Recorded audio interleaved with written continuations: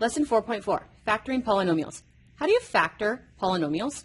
This page has 6 practice problems on it. I'm going to do the first 3 with you, and you're going to do the last 3 for independent practice. So let's go ahead and take a closer look at these. So we're being asked to factor this polynomial completely. The very first thing that you should always look at when you are factoring a polynomial is to see first, what is the GCF? So looking at x to the third, negative 4x squared, and negative 5x, there is no number that 1, negative 4, and negative 5 can all be divided by. So there is no number GCF. So now I'm going to look at the variables. I can see at most they all share and have one x in common. So my GCF is an x, which means if this was the problem that I originally started with, and I notice that there's an x GCF, I'm going to divide everybody by this x. I'm going to figure out what I have now.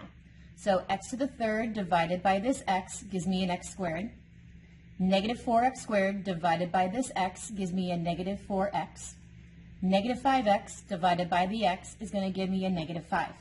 So I just factored out the GCF. My next job is to see, can I factor this trinomial? And if you're factoring a trinomial, the first thing you need to do is find your ABCs. So my A is a 1, my B is that negative 4, and my C is that negative 5. Because I said A was a 1, you were allowed to use the quick method to factor the trinomial. So here is my GCF of an x. I am going to factor this into 2 parentheses. The only way to get this x squared is x times x. Now I need to figure out what numbers go into this parenthesis, and that's when you do the A times C, somebody better add up to B list. A times C is a negative 5. My B is a negative 4. So I'm looking for 2 numbers that multiply together to give me negative 5. But when I add those 2 numbers together, I get a negative 4. A lot of kids will say 1 and 5, but they do not know which number the negative should go on. It's either on the 1 or it's on the 5. So test them both out. Negative 1 times 5 does multiply to give me a negative 5. When I add these together, I get the number 4, not the negative 4 that I needed. So this one doesn't work. 1 and negative 5 do multiply together to give me the negative 5. When I add these 2, I do get the negative 4, which is the number that I needed, which meant these are the 2 numbers that are going to go into my parenthesis. You said positive 1, so here's my positive 1, and you said negative 5. So here's my minus 5 for my negative 5. So we are done factoring because this binomial is not a difference of 2 squares. You cannot factor it any further. This binomial is a difference, but I cannot take the square root of x. So he cannot be factored any further.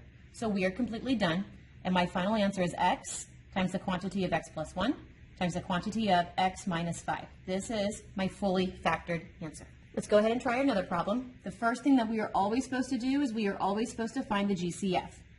3 and negative 48. Can I divide 3 and negative 48 by the same common number? Yes, they can all be divided by 3. Now let's look at our variables. Y to the 5th and y to the 3rd. At most, they share 3 y's. So 3y to the 3rd is my GCF. So I'm being asked to factor this problem. I found my GCF to be 3y to the 3rd. Now I need to know what is left after I divided that out of my original problem. So the 3 divided by 3 was the 1. Y to the 5th divided by y to the 3rd was y squared. So I have 1y squared. Negative 48 divided by 3 is a negative 16. Y to the 3rd divided by y to the 3rd is 1. So it's just negative 16. So I have 3y to the 3rd. That secret ninja 1 shouldn't be written. This is y squared minus 16. This is after factoring out the GCF. Now I am told that I need to see if I can factor it further. This is not a trinomial. I see it's a subtraction. Can I take the square root of y squared? I can. Can I take the square root of 16? I can. So I'm going to factor this using the difference of squares. I need to do the square root of the front. The square root of y squared is y.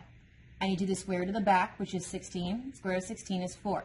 Because I could square root them both, and it's a subtraction problem, I can do the difference of squares. So 3y to the 3rd was my GCF. My difference of squares, the first one is a plus, the second one is a minus.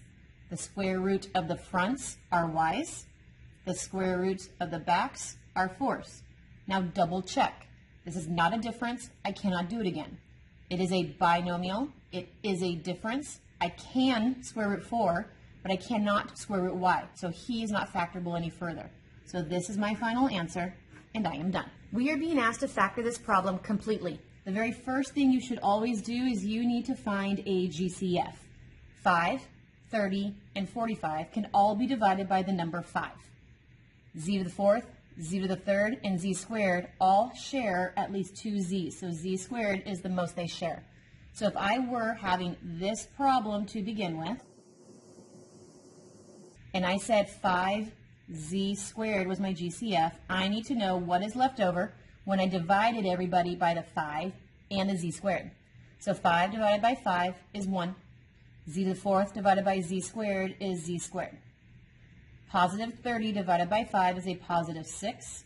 Z to the 3rd divided by z squared is z. A positive 45 divided by 5 is a positive 9. Z squared divided by z squared is the 1, so it's just 9. So the secret ninja 1 isn't supposed to be there. So this is 5z squared, and in parentheses, z squared plus 6z plus 9. Now this is what we are going to continue factoring. Because there are 3 terms, you have to find your ABCs and do your whatever A times C adds up to B chart is to be able to factor it. My A is a 1. The minute I said A was 1, that meant that you could do the fast way of factoring. The only way to get z squared is z times z. Now we just have to do the chart to find the other 2 numbers. Your B is the 6. Your C is the 9. A times C is 9. My B is a 6. I'm looking for 2 numbers that multiply to give me 9, but when I add them, I get 6. 3 times 3 multiply together to give me 9. When I add these together, I do get the 6 that I actually need. So these are the numbers that go in the parentheses. You said positive 3 and positive 3. Now double check. This is a binomial. It's not a difference, so you can't factor it any further. This is a binomial. It is not a difference, so you cannot factor it any further. I actually see that these are the same exact parenthesis. So there's 2 answers here.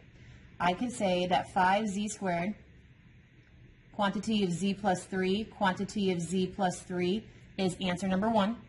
Or, because this is the same thing twice, you could say 5z squared times the quantity of, hey, this parenthesis of z plus 3 was twice.